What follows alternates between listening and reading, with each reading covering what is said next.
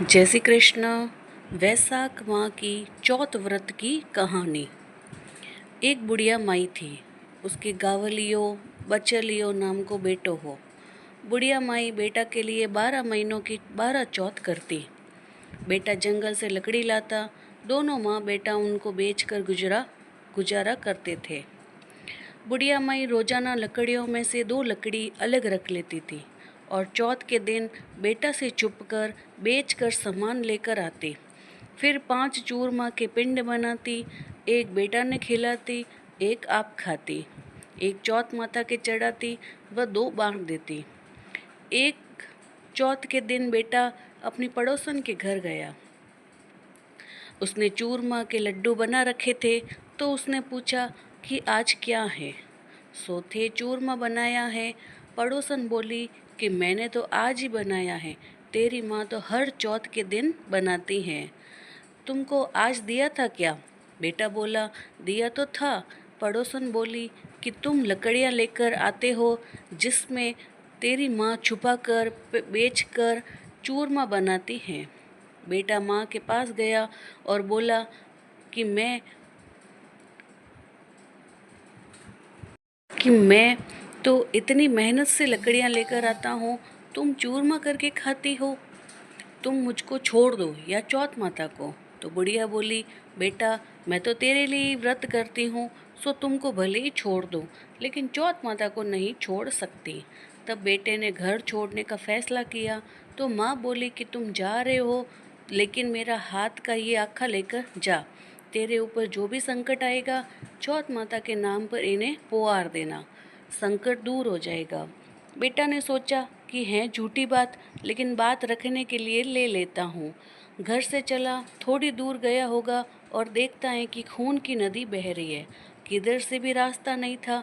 तब उसने माँ के दिए आखा पुकार के बोला कि हे चौथ माता, अगर ये नदी सूख कर रास्ता हो जाता है, थोड़ा आगे चलने पर तो रात होने लगी और सुनसान जंगल आ गया। तब आखा पुकार कर बोला कि हे चौथ माता, मने रास्ता मिल जावे, नहीं तो ये जानवर मुझे खा जाएंगे। इतने में ही रास्ता मिल गया। आगे एक राजा की नगरी में गया। राजा हर महीने एक आदमी की बलि देता था। वह एक बुढ़िया के घर में गया तो देखता है कि बुढ़िया माई रोटी बनाते हुए रो रही थी। तब उसने पूछा कि माई तुम क्यों रो रही हो? बुढ़िया बोली, मेरे एक ही बेटा है और आज वो राजा की बलि चढ़ जाएगा, मैं ये रोटी उसके लिए बना रही हूँ। वो बोला कि माई ये रोटी मुझे खिला दो, मैं तेरे बेटे के बदले चला जाऊँगा। माई बोली, रोटी खिला दूँगी, लेकिन तुझे कैसे भेज दूँ? उसने उसे रोटी खिला दी। रात में सोते समय बोला कि राजा का बुलावा आए तो मेरे को जगह देना। आधी रात को बुलावा आया। बुढ़िया माई सोचने लगी कि पराए पूत ने कैसे बलि चढ़ा दूं, पर इतने में ही वह जग गया और जाने लगा और बुढ़िया माई से बोला कि मेरी पोटली और लाठी रखी हैं। बुढ़िया माई सोची कि आज तक कोई वापस नहीं आया, ये कैसे आएगा। राजा का आदमी उसे साथ लेकर चला। वहाँ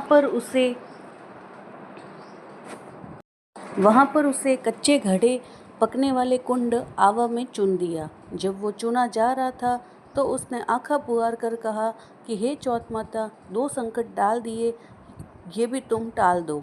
इतने में आवा पक कर तैयार हो गया। 2-3 दिन बाद आवा के पास बच्चे खेल रहे थे। बच्चों ने खेल खेल में आवा पर कंकरी मारी तो उसमें से आवाज़ आई। बच्चों ने राजा के आदमियों के पास जाकर कहा कि आवा पक गया है। राजा के आदमियों ने सोचा कि 6 महीनों में पकने वाले आवा इतनी जल्दी कैसे पक गया। उन्होंने ये बात को बताई।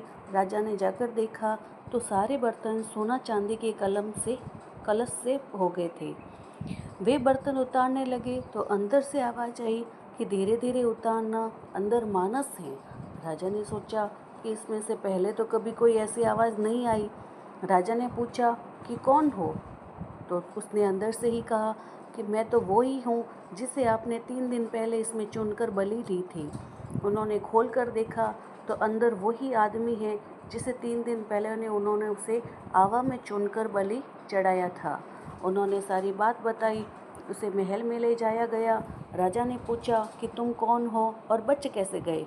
तो उसने कहा कि मेरी माँ चौथ का व्रत करती थी, उसी की वजह से बच गया। तब राजा ने कहा कि ये झूठ है, इसकी परीक्षा लेनी होगी।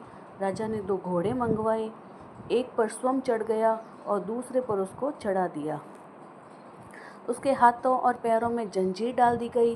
राजा ने कहा कि अब अपन जंगल की तरफ चलते हैं।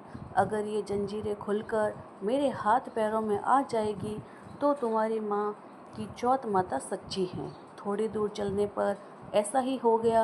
राजा के हाथ पैरों में जंजीरें जकड़ गई। फिर उस लड़के ने बड़ी मुश्किल से राजा को वापस राजमहल पहुंचाया और जाने लगा। तब राजा ने उसे रोकने के आदेश दिए। फिर राजा ने उसे अपनी बेटी के साथ विवाह करने के लिए कहा, तो उसने सहर्ष स्वीकार कर लिया। राजा ने उसे वही महल में ही रहने के लिए अलग से सारे साधन उपलब्ध करवा दिए। वह राजकाज में सहयोग करने लगा। कुछ महीनों बाद उसे घर की याद आई। एक दिन मौसम बहुत ही खराब हो रखा था, चारों ओर बिजलियां कड़क रही थी। उसे अपनी माँ की याद आई, तो उसने अपनी पत्नी से कहा कि आज तो बिजली मेरे गांव की तरफ चमक रही है। तो उसकी पत्नी यानी राजा की बेटी ने कहा कि आपके गांव भी हैं क्या? तो उसने बताया कि हाँ। उसने अपनी माँ के बारे में बताया, फिर कहा कि गांव चलेंगे। दूसरे दिन सुबह वे गांव के लिए रवाना हुए, तो राजा ने खूब सारा धन देकर उन्हें विदा किया। गांव के समीप पहुंचने पर लोगों को पता चल गया कि उसकी माँ ने बुढ़ापे में लकड़ियाँ तो करती नहीं थी, इसलिए गोबर के उपले बनाकर उन्हें बेचकर जीवन यापन कर रही थी। वह उपले बीन कर ला रही थी, तो उसी पड़ोसन ने बताया कि बुढ़िया माई, तेरे बहू बेटे आ रहे हैं। तो उसने कहा कि मेरे भाग्य में बेटे बहू कहाँ हैं? एक बेटा था जिसे भी तुमने आग लगा के बुझा के निकाल दिया। तो उसने कहा कि मैं सच बता रही हूँ, विश्वास नहीं हो तो देख लो। बुढ़िया ने छत पर जाकर देखा तो सच में गांव की तरफ एक लश्कर आ रहा था। घर आकर बेटी बहू ने पांव छुए। बेटे ने कहा कि माँ, तेरी चौथ माता के प्रभाव से आज मैं जिंदा हूँ। उसी दिन उसने पूरे गांव में हरकारा करवा दिया कि कल मेरे घर सामूहिक भोजन है। दूसरे दिन सबको भोजन करने के बाद खूब सारे उपहार देकर चौथ माता का व्रत करे। चौथ माता जैसे उस बुढ़िया माई उसके माई और उसके बेटे को संकट से बचाया, वैसे सबको बचाना, पढ़ने वाले को, सुनने वाले को और फॉरवर्ड करने वाले को और उनके परिवार को, सबके संकट से बचा।